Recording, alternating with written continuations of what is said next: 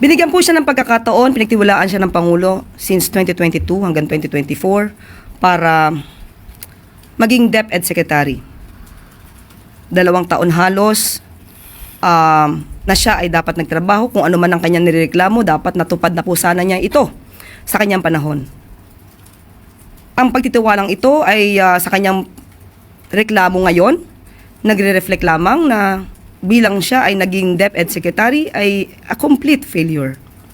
We are truly behind sa education system natin compared to more developed countries around the world. And that is true. That is an observation. That is a fact of the Philippines. And I have all the right to say kung ano yung katotohanan ng bansa natin. Hindi ko maintindihan saan nanggagaling yung total failure ako as a Department of Education Secretary. Good afternoon, Vice President Inday Sara Duterte. Vice President Inday, the palace has said your time as DepEd Secretary was a complete failure. This stems from your statement that the country remains at a paper and pencil in comparison to other educational system of other countries which are modernized. What is your response to that, ma'am? Oh, thank you, Alvin and Tourism, for this opportunity to speak, and explain my side. Unang-una, masabi ko yon na we are truly behind sa education system natin compared to more developed countries around the world. And that is true. That is an observation. That is a fact of the Philippines.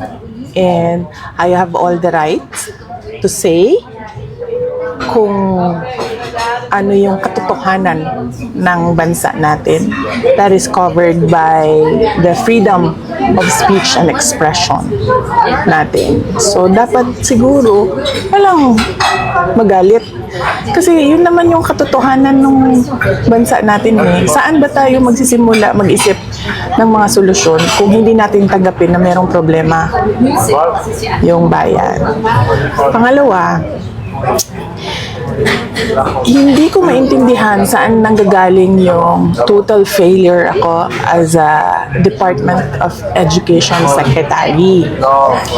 Kasi iba yung actions ni BBM noong ako ay nag-tender ng resignation. Kung maalala ninyo, that was June 19, 2024. It was a Wednesday. Matagal ko na pinag-isipan yung pagre-resign. Inisip ko na kapag mag-resign ako, habang nasa administration ako, inaatake ako. Pag nag-resign ako, dodoble yung atake sa akin. Posibleng mag-file ng impeachment case sa akin dahil September 2023 pa lang pinag-uusapan na yon. So, matagal ko na hawak-hawak yung resignation letter na yun. Matagal akong pabalik-balik sa Malacanang, pero hindi ko talaga pa naibigay. Pero nung June 19, 2024, dun ko na isip na yun ang pinakatamang panahon na ibigay ko na yung irrevocable resignation ko. Kasi merong meeting sa Malacanang about opening of classes na hindi naman dapat na umaabot sa level ng Pangulo, pero meeting ko nung para sa kung kailan magbubukas ang klase. So, after nung meeting, mag-request ako kay President Marcos if I can have a few minutes of his time. Meron lang akong ibigay sa kanya na sulat. So, ang ginawa niya, sinabi niya, so ano kasi yon? Meron silang reception area, tapos papasok ka sa isang room. Doon sa room, doon ginagawa yung meetings nila. Merong conference table. Tapos, pinapasok niya ako sa isa pang room. Doon sa loob, nagmukha siyang office na may table, may office table, may lounge, merong living room. Doon niya ako dinala. Meron pa isang conference table. So, tinanong pa nga niya ako hindi ka pa nakapasok dito? Sabi ko, hindi. First time ko ito nakapasok dito. Tapos nagkwento pa siya na, nung panahon ng tatay ko, ito parang kung saan nag-gather ang mga tao. Tapos, gusto niya daw yung view na yon doon, kaya ginawa niyang office. Sabi ko, okay. Gumanon lang ako. And then, sinabi ko na sa kanya, may dala ako na letter, ibibigay ko sa'yo. Tapos, binigay ko sa kanya. And then, nung pinasa na niya, ang sabi niya, why? Why? Tanong siya sa akin, bakit? Bakit? Tapos, sinabi ko sa kanya, ayoko na pag-usapan kung bakit ako mag-resign. I mean, para sa akin ba, kailangan pa ba itanong yun? Hindi mo ba nakikita kung ano yung ginagawa ninyo sa akin? O parang, hindi naman ako masokista na aatakihin ninyo ako nang aatakihin habang nagtatrabaho ako para sa inyo, and to think na the Department of Education was the department that was delivering results sa administration.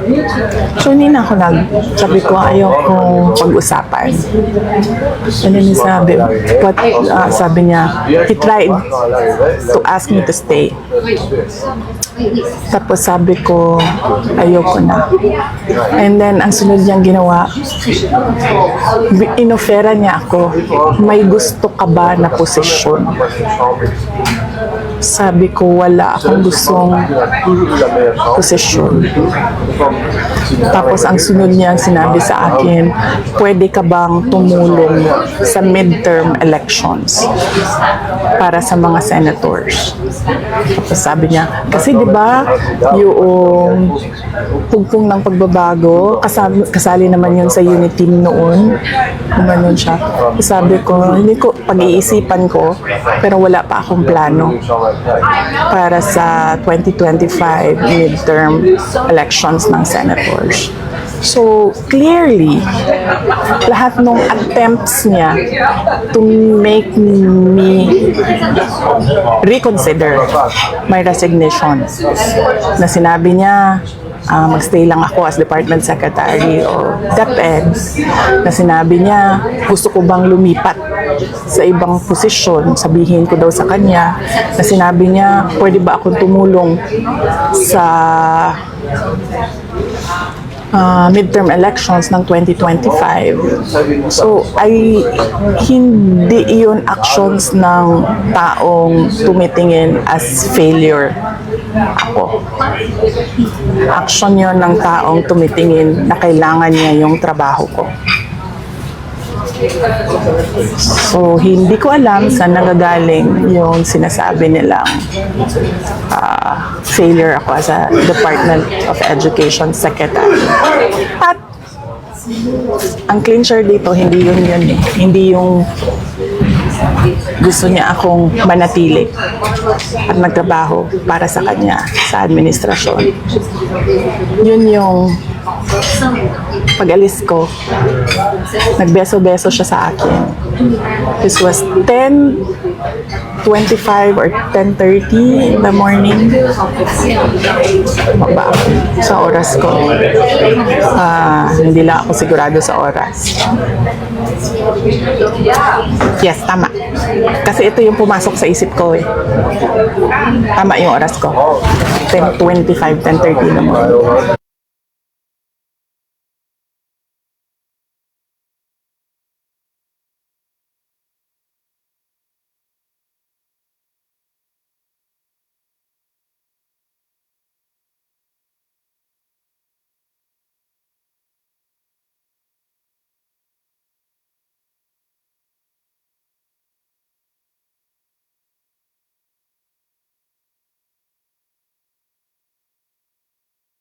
Ko na mag-resign. So, hindi ako ang failure. Siguro, ang failure is yung 10:30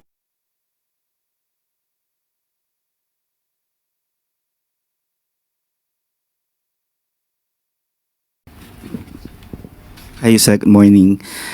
Well, Vice President Sara Duterte recently made a short trip to Paris, France after her visit to Kuwait. And based on our monitoring, she outnumbered the number of foreign trips of the President, 11 kay VP Sara and at least 5 kay Pangulong Marcos. So can Malacanang confirm if all of these trips, whether official or personal, were duly cleared and approved by the Office of the President? And does the palace support calls from lawmakers to release all travel records ng mga public officials? Kasi hinaman po ni VP Sara yung mga mambabatas to release their travel records. Dapat po bang gawin na yun para mawala yung mga questions ng mga tao? Yung travel po ng Vice Presidente, natuloy din po yung sa Kuwait. Yan naman po ay may travel authority. So, hindi naman po siya mapipigilang umalis sa mga araw na gusto niyang umalis. So, cleared naman po yun. May travel authority po. Pero ma'am, yung paglalabas, dapat ba isa publiko na rin yung mga travel documents or travel records? Ng mga mambabatas, And even VP Sara din. obligasyon naman po nila yun. Kung gusto po nilang ilabas, basta po ang Pangulo kapag ka po lumalabas, alam naman po ng media. At pinapaalam po at nagre-report ng kanyang mga pangyayari at kanyang maaaring nakakuha ng mga investments at para sa mga turismo. Nagre-report po ang Pangulo. Okay. Speaking of the Kuwait trip, si VP Duterte rin po ay may na-mention siya about the country's education system. She said that the Philippines is being left behind in education compared to other countries, citing that students here are still stuck in paper and pencils. But since she herself once served as education secretary, does Malacanang consider this a fair assessment? And what is the palace response to her remarks? Binigyan po siya ng pagkakataon, pinagtiwalaan siya ng Pangulo since 2022 hanggang 2024 para maging DepEd Secretary. 2 taon halos na siya ay dapat nagtrabaho. Kung ano man ang kanyang nireklamo, dapat natupad na po sana niya ito sa kanyang panahon. Ang pagtitiwalang ito ay sa kanyang reklamo ngayon, nagre-reflect lamang na bilang siya ay naging DepEd Secretary ay a complete failure. At huwag po mag-alala mga mag-aaral at mga guro at mga teaching staff. Ang ating DepEd Secretary, Secretary Angara, ay nililinis naman kung ano man ang dumi na iwan nung nakaraan. At kumodernizasyon lamang ang pinag-uusapan natin, yung 1,500,000 na mga gadgets, laptops, at ibang mga teaching materials ay ginawa naman na po ng paraan ni Secretary Angara na nakabinbin lamang noong pang 2020 na hindi nagamit. So 2024 lamang ito nasa sa ayos ni Secretary Angara. Yes, Claire. Okay?